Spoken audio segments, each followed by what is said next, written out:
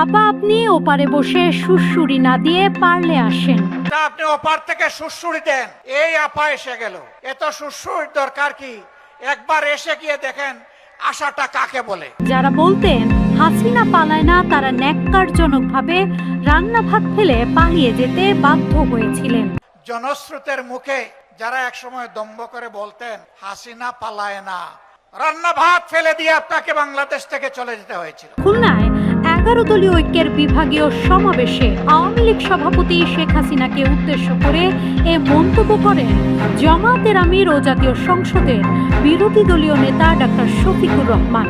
শনিবার বিকেলে Khulna circuit house ময়দানে গণভোটের রায় বাস্তবায়ন, জনদুর্ভোগ নিরসন এবং দ্রব্যমূল্য নিয়ন্ত্রণের দাবিতে আয়োজিত সমাবেশে প্রধান অতিথির বক্তব্যে তিনি এসব কথা বলেন। ডাক্তার শফিকুর রহমান বলেন, জনগণের দেয়া গণভোটের রায় ও জুলাই সনদের বাস্তবায়ন নিশ্চিত করতে হবে।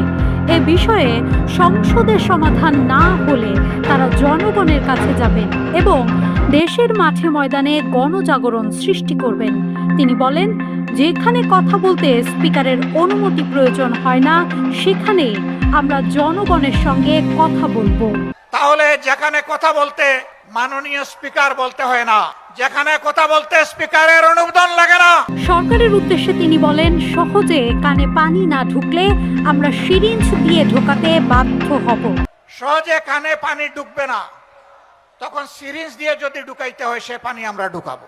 একই সঙ্গে যুব সমাজকে সতর্ক করে তিনি বলেন, জুলাই বিপ্লবের মাধ্যমে ফ্যাসিবাদকে বিদায় জানানো হয়েছে, তবে নব্য ফ্যাসিবাদের বিরুদ্ধে প্রয়োজন হলে আবারও আন্দোলনে নামতে হবে।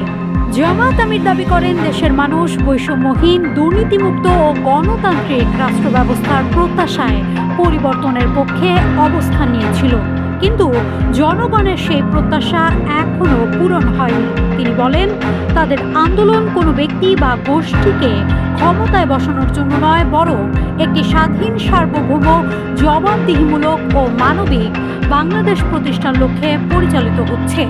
এই বিপ্লব কোনো দলকে ক্ষমতায় বসানোর জন্য নয়, কোনো গোষ্ঠী এবং পরিবারকে তুষামুদ করার জন্য নয়, বরঞ্চ দুনিয়ার বুকে স্বাধীন, সার্বভৌম রাষ্ট্র হিসাবে সম্মান, ইজ্জত, শক্তি, সাহস নিয়ে মাথা তুলে দাঁড়ানোর জন্য হবে আগামীর বিপ্লব। সীমান্ত পরিস্থিতি প্রসঙ্গ টেনে তিনি বলেন, বাংলাদেশের সার্বভৌমত্ব ও নিরাপত্তা রক্ষার প্রশ্নে জনগণ ও আইন শৃঙ্খলা বাহিনী একসঙ্গে কাজ করবে।